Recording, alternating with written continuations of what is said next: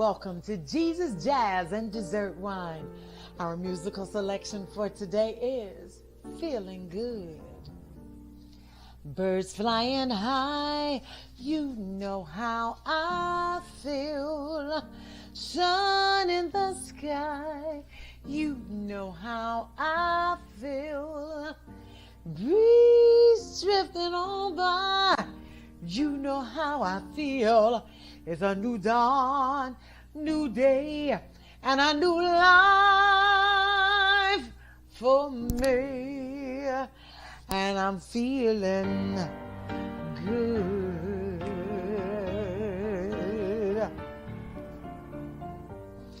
Fish in the sea, you know how I feel. River running free, you know how I feel. Blossoms on the tree, you know how I feel. It's a new dawn, it's a new day, it's a new life for me. And I'm feeling good.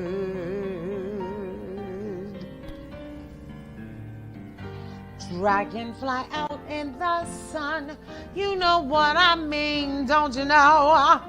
Butterflies, oh, having fun, you know what I mean. Sleep in peace till day is done, that's what I mean. And this old world is a new world, and a bold world for me. And I'm feeling good.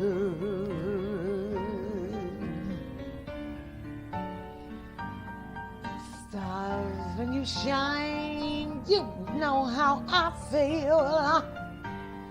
Sin of the pine, you know how I feel.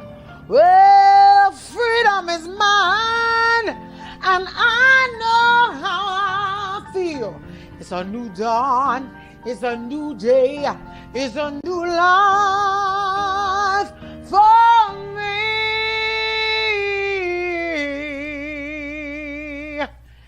And I'm feeling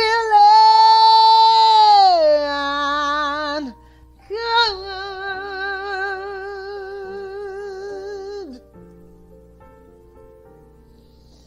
I'm feeling good.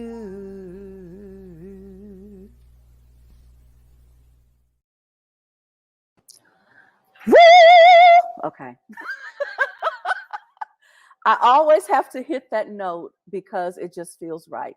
Hey fam, I am Alexis Roan, aka Alexis Grace, founder of Truth Meets Story LLC, expanding empathy one story at a time, and the host of Jesus Jazz and Dessert Wine at Vespers. Jesus Jazz and Dessert Wine at Vespers is a faith and adult storytelling series. By faith, I mean we explore the mystery of how God shows up or is perceived absent, and we do this exploration through the vehicle of adult storytelling. Now, by adult storytelling, I mean stories that are told by adults, to adults, for people with a developed adult context. And for that reason, no apologies are ever issued for how we show up in this space. We assume that everybody who is here can handle what it means to be here. 7-year-olds have a story time, and now so do adults. You're welcome. Listen, last week's story is still sitting with me. And not just the story itself, but just all of the love that surrounded our featured storyteller, Terrell Midget. And how when I first coached him, I said to him, like, you have a ton of stories. And we were able to create about 5 to 7 different video collateral pieces with him telling that story. But I love how all of you loved him so well, how you just, you made him feel secure in this space. And also because he was upstairs in the podcast studio, fortunately, his dad was able to reach there, as was his mother and his wife and his baby girl.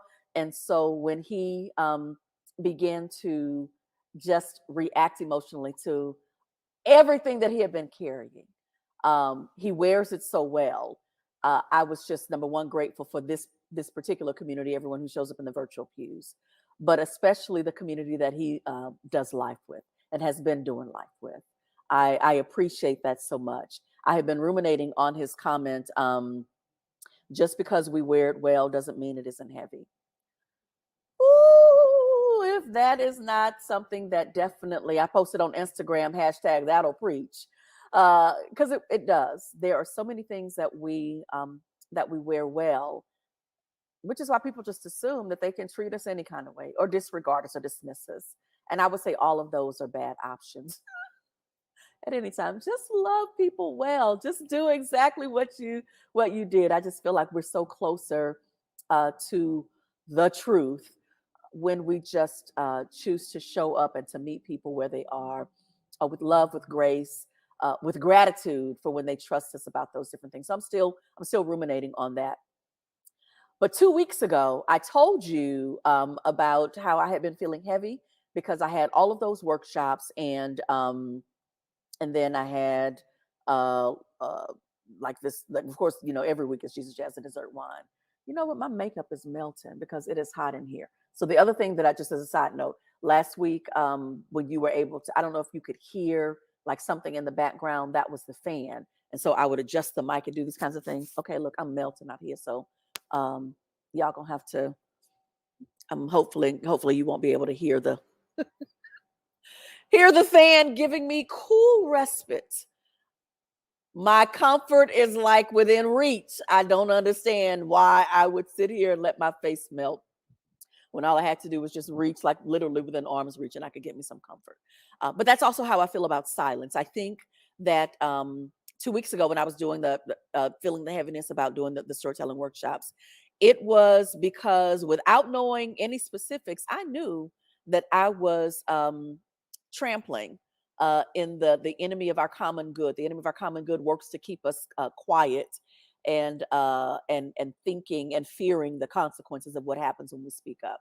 So I show up and I'm like, okay, listen, guilt, shame, and storytelling, transforming silence into language and action, storytelling workshops, and then creating these platforms for folks to do it. I knew that I was on some next level stuff. It's what I usually do, but I didn't know who was all in my virtual pews. And that's where things got interesting. By virtual pews, I mean, because all of these workshops were done virtually, there were some interesting opportunities that were happening that I did not know about. I could not know. All I needed to know was to show up and to do what it is that I do. But last week, I found out about one of the experiences that was happening. So, whenever I do any storytelling workshop, I let people know that all you have to do is to just listen to your life, see what's coming up for you, and I'm going to make room for you to begin to workshop that. People love to show up and to think that they're going to be telling stories about their superhero or superheroine experiences, but ain't nobody really trying to hear that. We want to know, where did you fall apart? Where did it feel like it was going to fall apart? Where did it fall apart? And how did you come back together? How did you make it do what it needed to do? And so one of the folks who was in my workshop on transforming silence into language and action, the one person who did tell her story, because we were running short on time, we were running short according to how I understood time. We were running short on it. I would later find out that everybody was like, we had all the time in the world for everybody to be able to share because we wanted to hear these stories that were. So anyway, so we were like, just kind of going on and on about that. One of the people who did share her story, she said that she had never shared that story before. And it was powerful and it was funny. And I couldn't figure out, like, why wouldn't she share the story? So last week, we had a recap. And she said the reason why she didn't share the story is because one of the comments that she sort of anchored this whole narrative on makes people uncomfortable. And because I have been dealing with like truth and storytelling for so long, I'll be like, okay, well, what was the uncomfortable part? Like I needed her to tease that part out for me. But she just basically said that the way people interact with her whenever she makes this particular comment, they always want to silence her. No, don't say that. Don't say that. Don't say that. So I was glad that she trusted everyone that was in that safe space, and she shared that story, and she got her love. It was a beautiful story. It was a hilarious story, and I did not know the things that she had been carrying that were, keeping her quiet. But the big one, but one of the people who did not speak up, and I let people know, I create the space. I'm going to show you how to do it. Whatever it is you choose to do with this space, whether it's to hold silence, to hold space, to continue to craft, or to speak up. I make room for both. And I call both of those choices partnering with the wind. The wind is directing some people to share. The wind is, directing other people to think about, process, to craft, to continue to, to form it, or that maybe the story wasn't formed. Well, it turns out with the story, this particular person who had chosen to be quiet during our time, the story was not yet done. It would be last week that she would be able to have the full on part. And what I learned was that in her context, where she worked, where she ministered, where she worshiped, she had been vocal. She had been speaking up. She had been showing up and doing all of the hard things. And every time she showed up to speak up, there were consequences. Empire was making it very difficult for her um, to live in her truth and to speak up about what she saw. And so she continued to speak up and continued to accept the consequences. And then she's in this workshop called Transforming Silence into Language and Action. And she's thinking about all of the times that she did speak up and what it cost her. And she's like wrestling, like, do I share in the workshop? Do I not share in the workshop? She chose not to share, but what happened that following week was she got a call. And she got a call from like one of the leaders, like one of the higher ups in the organization for which she was ministering and working. And they said, you have been speaking up and we have been investigating what's going on. Are you willing to go on record with your dad? She was like, yes. And so she goes on record and everything is beautiful. She had been carrying the burden of what it meant to be silent. She had been carrying the burden of what it meant to speak up. And in both of those spaces, it left her with just extreme depression. She called it like just like her mental health was just wrecked because she didn't know which way to go. But once she made the decision to speak up, once she was given this opportunity to speak up to those who could do something about what was going on, she said she immediately felt better.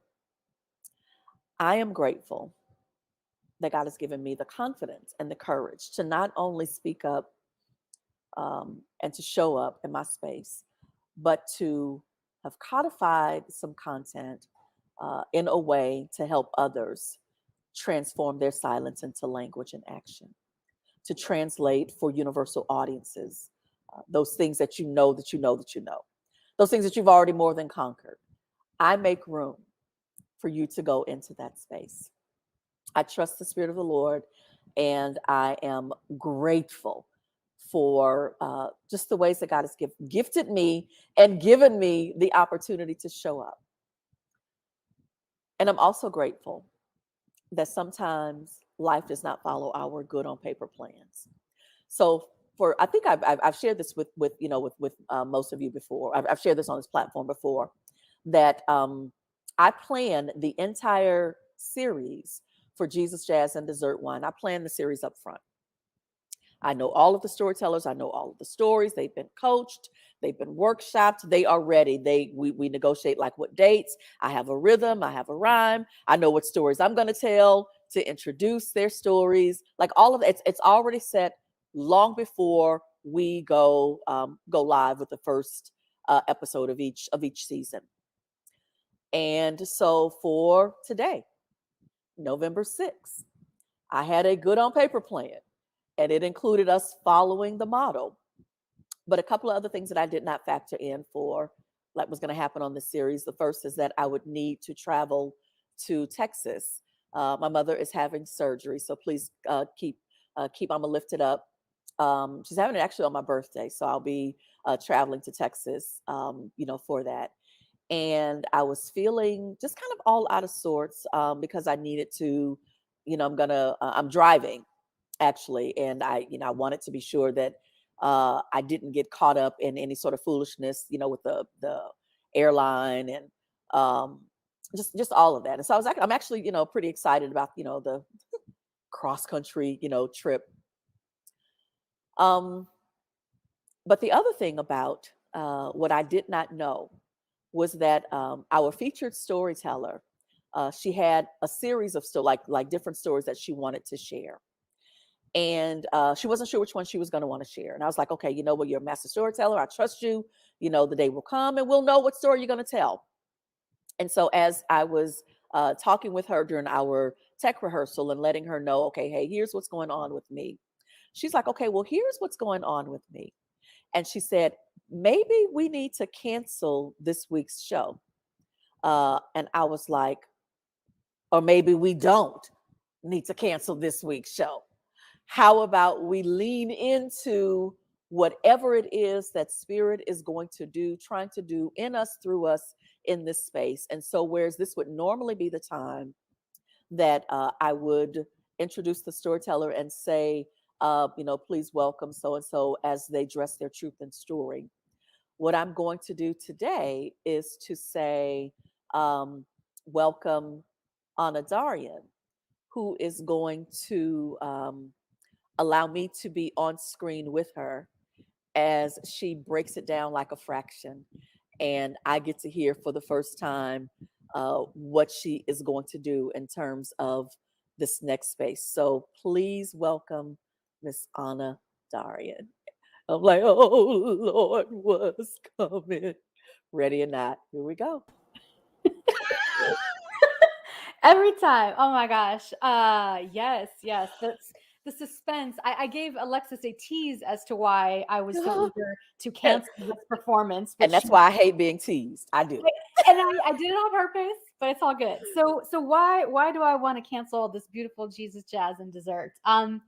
So I think for everybody in the virtual pews, like I think it's important to give a little context about this particular story and why I was reluctant to share it on this November 6th, 2021. Um, so effectively, when I first met Alexis, what was it, 6 years ago? It's almost our 6-year anniversary. 2015, November 2015, I met you and I didn't know anything about you. I met you at a church in Phoenix, Arizona. And all I knew was that you were a storyteller and you produced shows and you were just a big personality that I need to meet. And at the time I had done maybe 2 storytelling open mics and it was like something that was growing in me. I knew that there was something in there. And I had just been asked to do an actual like produced show. And this was in Phoenix. This wasn't anything to do with Alexis. And when I met you, I think I was like, hi, I'm Anna. Like, I was like, I like storytelling and like, I might do the show. I don't know. And you being you just went, okay, cool. Well, let's talk about it. Like, love to hear your story. I've got lunch plans, but I'll meet you in 2 hours at this coffee shop and tell me your story. And I was like, okay. I was like, well, I don't really have the story, but okay.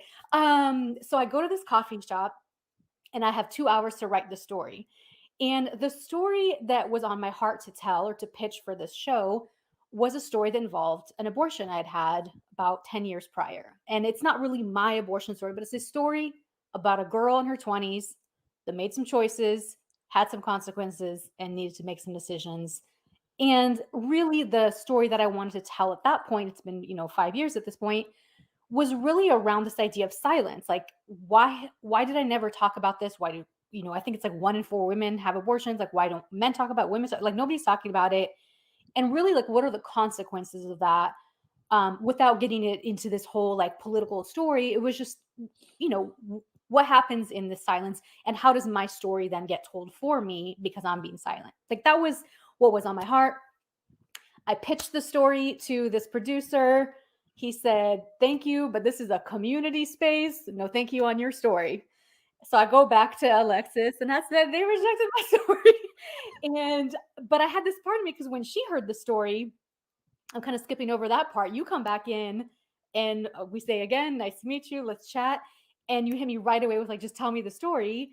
and we're still in this like coffee shop. It's like Sunday brunch time. Every table is like filled with people, and I am not like a truth teller at this point at all. And I was like, oh, she doesn't know what the story is about, and she just wants me to say it right now. And so I try to like low key tell you the story, and I don't tell you what it's about. I just sort of like meander into like girl meets boy, boy ditches girl, girl's heartbroken, and you thought it was just this basic story, and then it took a turn. And I remember you're like, if you've got stories like that in you, I'm putting you on stage. And you did, because the other stage didn't want me. So- and so I think about a month later, this is like early 2016, you put me on stage. I told a story at this exotic erotic show. We don't need to get into all the specifics of this space. I don't know if it was erotic. They were not prepared, but I told the story, and it really, honestly, like all kidding aside, like it changed my entire course of my storytelling from that point forward, because these were the stories that I felt really called to tell, or that level of truth telling was what I was Yeah. called into. And from moment one, God put somebody in front of me that said, not only are your stories needed, but they're needed in the like a church context, which is not a calling that everybody gets, And so that's been sort of my journey ever since then. I've told a lot of stories. I've told some stories here on this stage. This is like a staple for me. It's like home, me in the virtual pews. And so she invites me back, November 6th. Are we good? And I said, yeah, I'm good. And, as she mentioned, I got options. And so I had a couple options, but the one that was really like coming up for me was that I wanted to tell the story about the abortion, but from a different angle. Like instead of having it just be about the silencing and this and that, at this point, I'm 38, and I wanted to tell the story from the vantage point of, okay, I'm 38. I made this decision when I was 24. If I don't have biological children in my lifetime, does that mean that I maybe regret it? And if I regret this decision, what then? What's that? That was the story that I was sort of playing with. It was what was true. It was what was alive. And I didn't, it felt like a story that I could easily do. I just had to spin the ending. So last week, I'd been busy, but this was my first like free weekend. And I was like, I'm going to give myself a little writer's retreat weekend, Sunday fun day. I was going to go write out the story and just like really reflect. And, I brought my little notebook with me, and I live here in Arizona. I'm down in Southern Arizona now. And I drove to this little town that's like not a place you would necessarily visit, but I saw that they had on the base of the Huachuca Mountains down here in Southern Arizona, there was this sort of Catholic retreat center. There was a chapel, there was Stations of the Cross, there was lots of spaces that they sort of invite you to come and sit a spell, just enjoy. And I go, well, isn't that a perfect place for my writer's retreat? I was like, I'm just gonna get my notebook. I'm gonna get my like thoughts. I'm gonna like kick it with Jesus and Mary and Joseph, and I'm just gonna write this story. And I understand that, like in other people's context, like going to maybe like a Catholic church to write your abortion story, like maybe like wouldn't be your first choice. But for me, I see these spaces as just being spaces, like sacred spaces, And so I drive down there, and this place is like bold. Like you see this cross at the side of the mountain. Like you're driving on the freeway, you can't miss it. Giant cross, giant angel statues. I get there, and they have this Stations of the Cross that takes you up to the space. So it is like you get your cardio in for sure. And I am going, I guess for the Catholics and non-Catholics in the room, it's basically recreating the crucifixion through these stations, and it's like straight uphill. And I'm going, and I happen to even time it up to when they're having their mass. But like I didn't feel called to go in there. It was in Spanish. It was small. I was like, no, I'm on a retreat. You know what I mean? I don't need math. I'm on a writer's retreat. And so I go up this thing, and by the time I get to the top of this hill, I'm not really seeing any tables. Frankly, I'm a little tired. I was like, I don't know how this writing is going to happen. So instead, I sit in this shelter, I guess, where it's just a crucifix, and then people have laid out different candles and different pictures. And I'm just sitting there, and I was like, well, I'll meditate. The story will come to me that way. I was like, there's other ways to write the story. So I'm meditating, and I'm mostly alone until this like older woman, this I'm guessing Mexican woman, maybe it doesn't matter, But she comes by and she's like, oh, she sees me and she's like, and she gives, you know, one of these like, isn't it beautiful that Jesus died for our sins? And oh, she's like so like excited about her testimony to me. And then she's just about to leave and she goes, before you leave, make sure you stop by Mother Mary's house. There's a house down the hill, it's open. Go see Mother Mary and tell her that you love her. And she'll tell you that she loves you too, her sweet daughter. I'm like, oh, I like that. I can get behind that. So it's getting later in the day. So I head back down the stations and I still pass up on mass. And thank you, you know, but not today. And, you know, it's a lot of commitment once you go in. And so I go see Mother Mary, and it is exactly what you expect. It is you walk in, there's statues, there's paintings, there's crosses everywhere. I mean, you just feel this like divine feminine presence. There's pictures of her like holding baby Jesus. And I was like, oh, Mother Mary. I was like, this is what I came here for. You know, maybe I'm not going to get my writing done, but I'm at least going to get my soul fed. And I sit and I pray and I tell her I love her. And I, you know, I feel, I guess, what could be felt as some sort of motherly love in return. And I'm just like, okay, like, I think this has been a good day. And I'm getting ready to leave. The sun is starting to set. I still have like an hour and a half drive home from where I'm at. And I look at their sort of like bulletin board, I guess. They have different Bibles, books, pictures of nuns and this and that, you know, kind of pamphlets you can take for the road. And then I see this flyer. And Alexis, let me tell you about this flyer. It's for an event coming up. It says, join us November 12th. We're going to hear from a woman named Patricia Sandoval. And I go, okay. And I read, and her bio is Patricia Sandoval is a prolific, world-renowned, very famous pro-life speaker.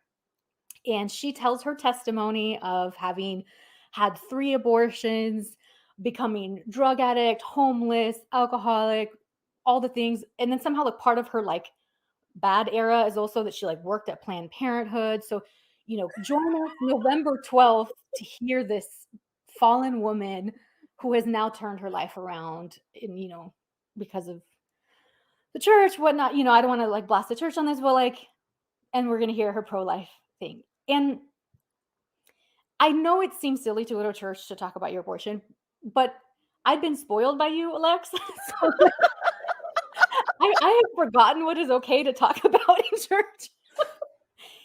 But in that moment, it was just, it truly, I can only say like the walls felt like they were closing in on me. Like it was almost like they took not only this sort of the love and the mother and I felt betrayed by just women in that moment, and that they chose the space for that.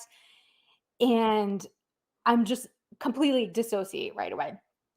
And I like, for sure, I got to get out of here now. And so I get in my car and I'm driving back and I've got some time to think because I got an hour and a half drive, remember?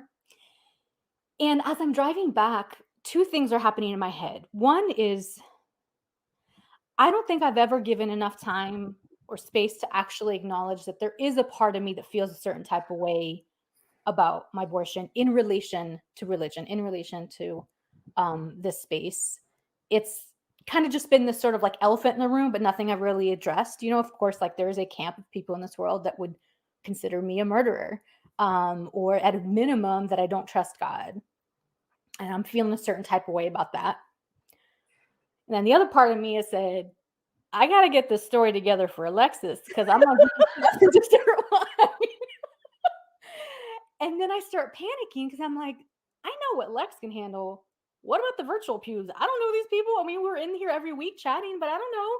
And I start to panic. And I do the thing that you don't do, I don't do, we don't love to do. But I start to think, well, how can I tell this story so that I can make people see a different perspective, maybe even feel sorry for me? Or I'm on like TED Talk version of me where I'm like, I'm defensive, I'm hurt, I'm on a like tangent to turn the story around because my resolution just got spun out. I had a bow. It was tied up with a bow. I just needed to put the like last little like decorations on it on my writer's retreat, you know, and then everything just blew up and I didn't have a resolution. I don't know if I had a beginning. And I panicked. I'm not gonna lie. And but I don't say no to you typically. So I was like, I'm gonna I'll figure it out. I got a week. I got 2 weeks. I can figure this out. And then when you called me and you said, I'm on the road. And I go, well, you know what? Let me help you out a little bit. Why don't we just cancel this whole thing? You know, I'm like feeling generous here. And you said no. And I feel like maybe you take it over from here on what's going on in your mind. Like, because I abandoned my testimony in that moment. So here is okay. So where are we now? Like just kind of where we are and present. Yeah. So I mean, yeah, that's where we're at. Because here's what's so interesting. God, I was in tears because I saw this woman, this random woman who was like so excited. And when she tells you to go and visit Mother Mary's house, and you take the journey, you walk in, you immediately are felt like, you know, you sense, you know, this divine, mysterious presence. And then these motherfuckers got this other stuff up there. And, you know, once again, we are left with Empire doing what it does. And that's make us, what Empire does is it flattens every story. The only story that Empire says is worth telling is the one that says, okay, these are the standards that we have put forth. These are the villains in the story. These are the heroes and heroines in the story. And we move forward, and that's how we do it. And they don't make room. And we do it on so many different ways. What were you about to say? Yeah, well, I mean, what it's bringing up for me is, had I gone the other route, the story, well, I would have gotten more of my soapbox and the tangents or this and that. And I think that this is still like a true sentiment that I have, is that, you know, of course, I've had some time to reflect. It's been 14 years at this point. And I have to say, there is a part of me that has chosen to have empathy for who I was and who I am. And I hate to say this because it sounds victim-y, but I think intuitively as women, we know that there kind of isn't a way to win in a way. You know what I mean? You can, like, society will accept you being a unhappily married woman. Like, that's an acceptable thing that, like, society makes room for. But when it comes to the kids thing in that situation, right? So you find yourself, you're like, well, I didn't plan for this, my unplanned parenthood, you know, and there, you know, you can not proceed with this, and there's judgment on that level. You can proceed with it, and then you got the single mom thing or whatever, or, you know, there, on some level, I feel like at an early age, you sort of take stock of the stories that people have about women's choices. And I mean, like in this case, like, how long did you stay? It's like we judge a woman for staying, we judge a woman for leaving, we don't. And so, like, that's where I was like, the story's going to get messy if I go down this like route of like how, you know, unfair the world is. But I think you kind of know that. And I mean, I certainly knew that when it came to my story. And part of the reason I wasn't really vocal about it is that, you know, if I heard people share their testimony or their story that related to abortion, like, it was so obvious that there was a template in a way. And it was like an unspoken template where, like, the beginning of the story is you have to position this as being like so out of character. Like, I'm not this type of girl. I wasn't like this. Like, this, so like, I'd never do this like that. And then, like, the middle of the story has to be like, and I agonized about it, and it was the hardest thing I've ever thought about doing. And I, you know, like, da, da, da. And then it's like the third act, you know, the end of the story has to be that you live in some degree of like guilt and shame about it, like forever, a little bit, or there's something. You can't have just like shaken it off and moved on, right? Like, you had to sit with it in some ways. Otherwise, the story is not really accepted. And I think part of what I've always learned with you is that it's not about this sort of like neat box of a story, but just what is the truth. Right. Like, you always tell me, Anna, just tell me the truth. I can handle it. Absolutely. And you've yet to disappoint me on that. You handled all of my truth, you know. Absolutely. But you're not the rest of the world too. So sometimes, well, you know, but here's the other thing though. Thank you for saying that I'm not the rest of the world. But what I am is I am a part of the solution in moving to the new and moving to the next, and having this big garage sale where silence has been accepted. And I'm now saying, okay, you know, we're going to sell that off. We're going to sell off that philosophy. We're going to sell off the philosophy that this is the only way that a woman can move. These are the only choices. Selling off all of that. And I'm bringing in a new way based on what we know, based on what we've learned. There was something that there were in what you were just, let me, before I make my two comments that I was thinking as you were talking, I want to just let the audience know that the story that Anna tells, the way that you told it was like perfect. And you ended it with like, we went to Thanksgiving and you decided to like share it with your family, and then you find out that you wasn't the only one. And that, and there were, men that were sharing, and your hyper religious Catholic aunt was, she had one. And so it was all these things. And so you ended the story with like, I thought I was special. It turns out I wasn't. Mic drop.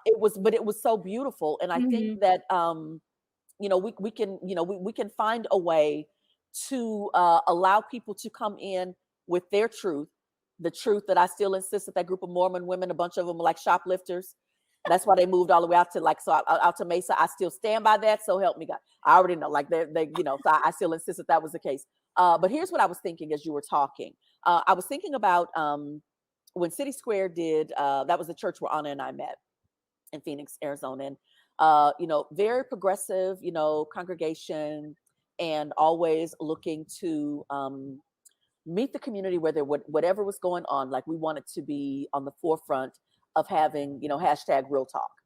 And so during the Me Too movement, we opened the doors of the sanctuary and we said, tonight is a night for women to come in to tell stories about where they have been with regards to Me Too and church. I think it was called Church Too as well, like folks who had been injured, in the church. So open the doors, have this sort of open mic where people were coming, and sharing. One of the people who I brought, I had said to her like a week, maybe 2 weeks before, said, hey, you and I are going to attend this event, and I'm going to be praying that you have the courage to step to the mic. So I gave her a heads up. I was like, but if you don't step to the mic, then it's just not time. But you and I going, like, I'm picking you up. We're attending this. So we go to the event, and she's crying all the way there, which I sense is like, okay, she's going to share. But when she steps to the mic and she shares, she was very like, here is what happened, and here is what I lost by reporting it. And and it was really, really bad. But she talked about coming off of the mic and how awesome she felt. The love that she received, the ways that people were really sad that happened to her. But really, I watched how empowered she felt, that she was no longer shackled by silence. No, I was.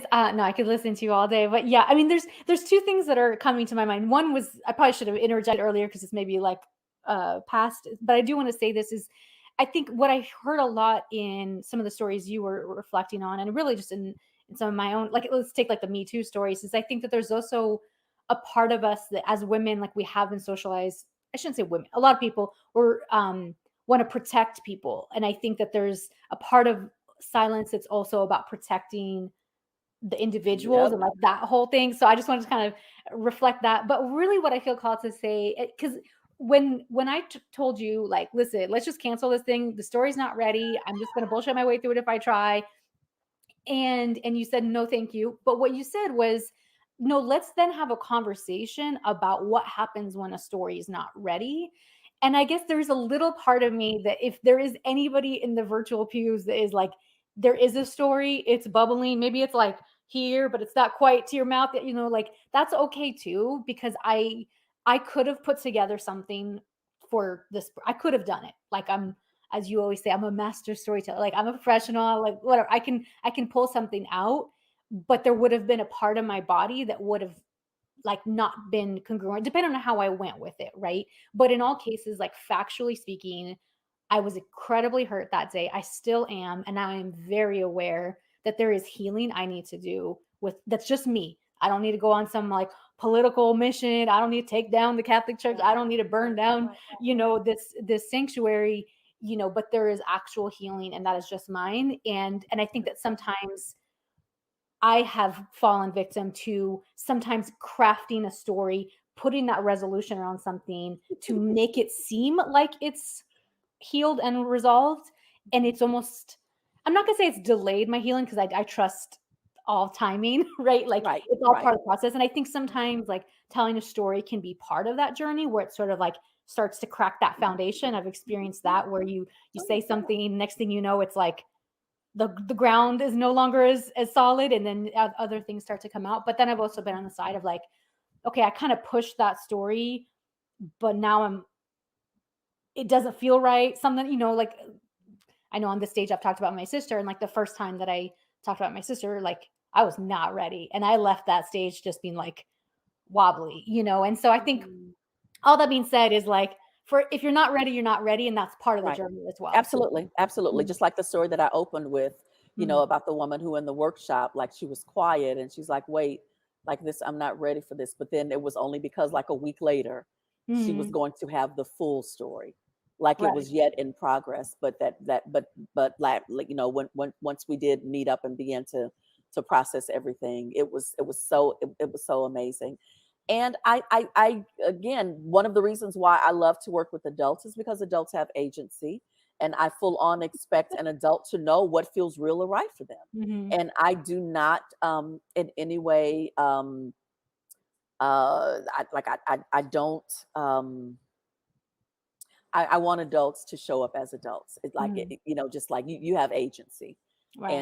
and you should take that. So thank you, Anna, for taking agency and for saying like, okay, here's what I'm feeling, and I'm like, okay, yeah, and like here is what we can do. Like, what if Mhm, spirit is leading us to have a conversation mhm, and not for us to do this? And I trust that everyone in the virtual pews will appreciate um, just how we show up, how we do this.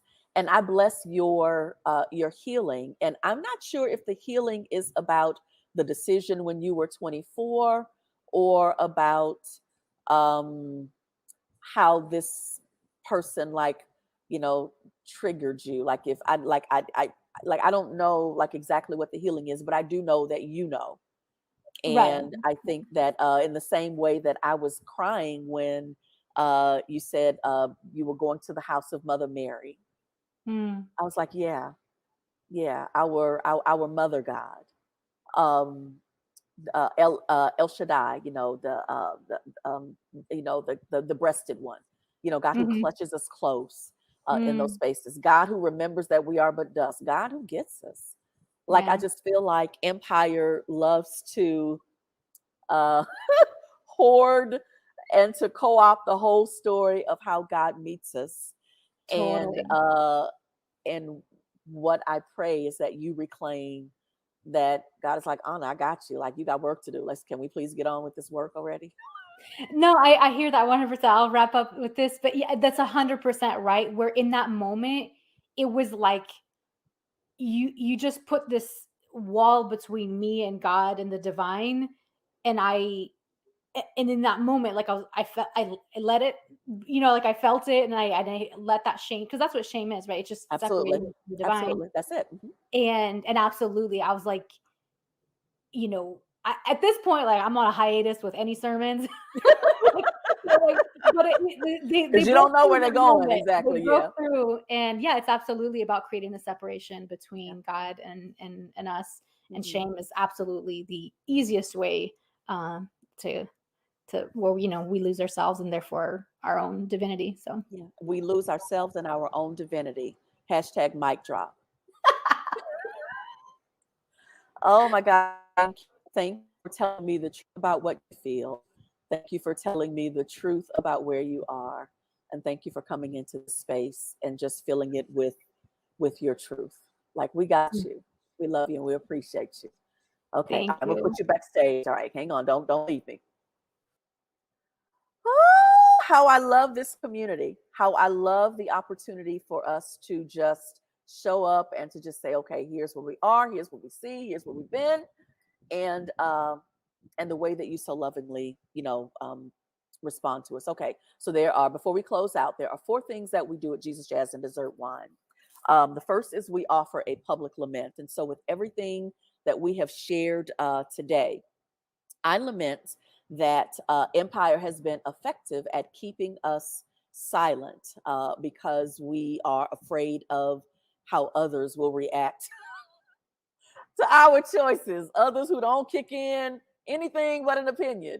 It is amazing the agency and the power that we give others to make us feel bad about who we are and where we've been, and to not give us permission to grow and to transform spaces, to transform others. Like but that's what silence does. Silence is, it keeps us bound in that way. And I lament our silence, our public silence. But here's my prophetic hope.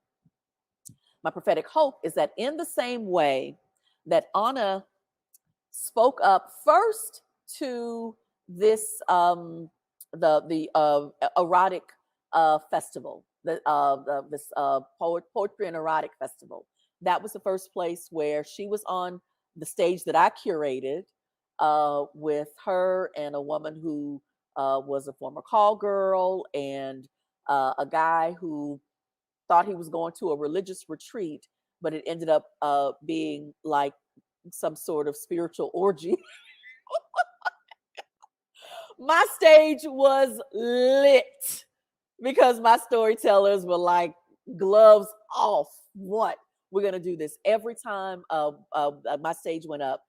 There was like it was just this big crowd. They wanted to hear because we weren't giving them stories that were easy and nicely tied up and wrapped up with a bow.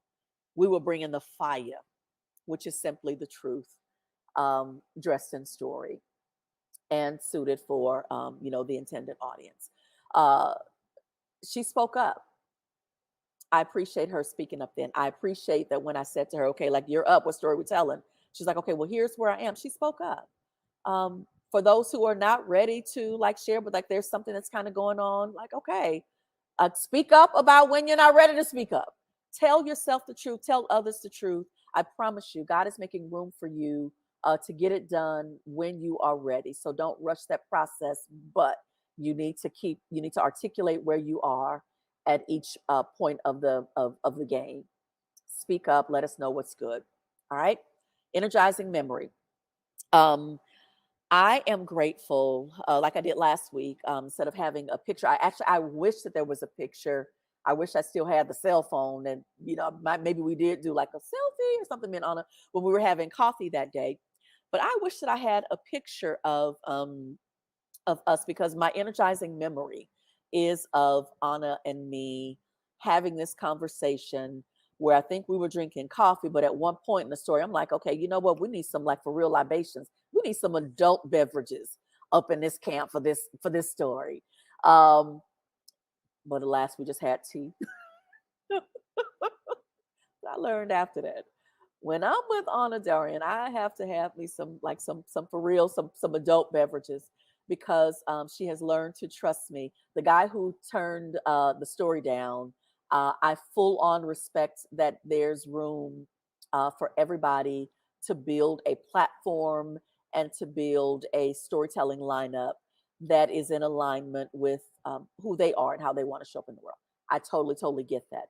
But even when Anna said, like being with Lex, like, I realized that those are the kinds of stories that I want to tell. I want to be in that space.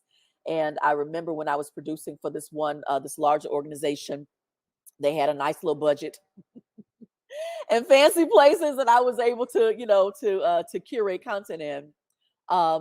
But I'll never forget that one of my friends came to the show, and I thought, and it was a great show. I'm not gonna say I thought it was a great show.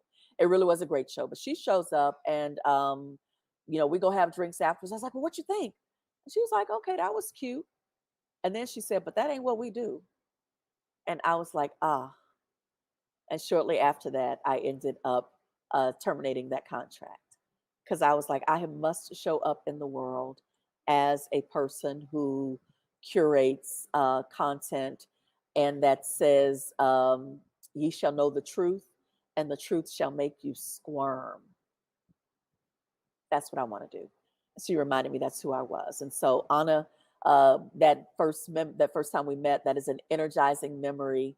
And I bless God for all of the ways that I'm able to show up and then make room for others to show up, and how the relationships continue to foster and to do everything they're going to do. The fourth and final thing we do at Jesus Jazz and Dessert Wine is we offer we give. Usually people, when they talk about giving, they're like, oh, give money, give time, give of yourself. I'm going to say, in light of everything that we've shared today, um, when something comes up for you and you need to speak up and you're afraid, or you don't know how to say it, or you do know how to say it, you know how to craft it, but there is something that's still kind of holding you hostage, give it time. I don't believe that the Spirit of God is uh, the force that's going to be overpowered or overshadowed by anything that happens in our lived reality. When it's time for you to speak up, I believe that the grace of God will meet you in that spot and will erase all of the excuses and will also dot your path with angels who will say, okay, today is your day, or this is the event. Your angels will pick you up in their car and tell you, all right, I'm with you. Whatever you do with the mic, if you don't do anything, I'm still with you. Give it time. Give it time. And I promise you, when you practice fidelity to like what feels real and right in your body, in your spirit, in your psyche, then everything else is going to be aligned with that as well. All right. Woo, child. This has been a heavy one and it has been beautiful. And thank you all for trusting me in this space. Next week, we're going to be right back at it. Our featured storyteller is this beloved person, Ghazi Muhammad. Now, anyone who has taken any of my storytelling workshops, you are familiar with Ghazi because there is a video that I shot and for a series that I produced called #TheBounceBack. And he was one of the featured storytellers. And so you get to hear his bounce back story if you've ever taken any of my workshops. But on next week, Ghazi is the storyteller, and he's going to tell us the story about, bless his heart, he was 14 years old living in Missouri, and he was so young and so ill-informed that he thought that he could take the city bus to Chicago. He put $1.50 in the city bus and is like, hey, got on the bus, and he's like, all right, I'm on my way to Chicago. And then he woke up just on the other side of St. Louis. But he got to Chicago. And the way that he got to Chicago and what happened when he got there is all kinds of powerful, layered. You're on the edge of your seat. Ghazi knows how to bring it. Join us in the virtual pew, 5:30 p.m. Eastern Standard Time, Saturday, November 13th. All right. And with that, our blessing. All right. With gratitude to the eternal God who meets us where we are, but does not leave us where God finds us.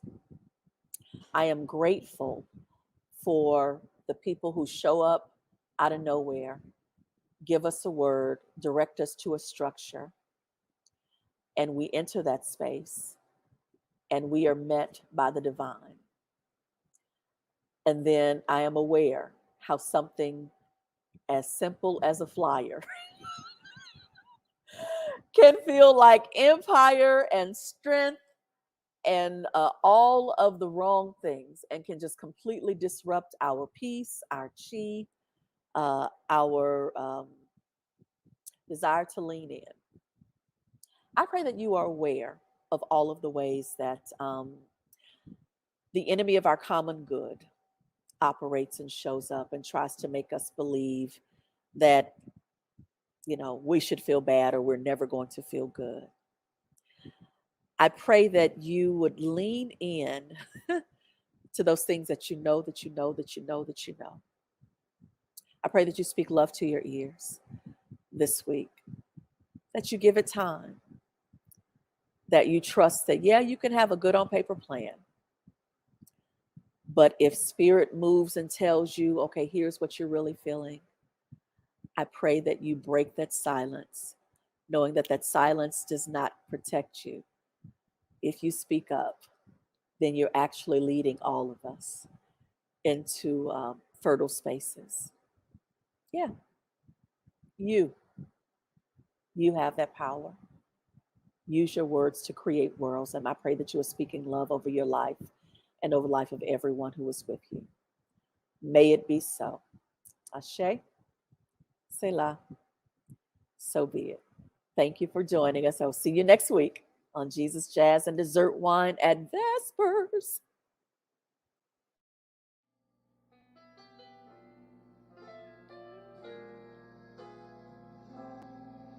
My funny Valentine, sweet comet Valentine, you make me smile.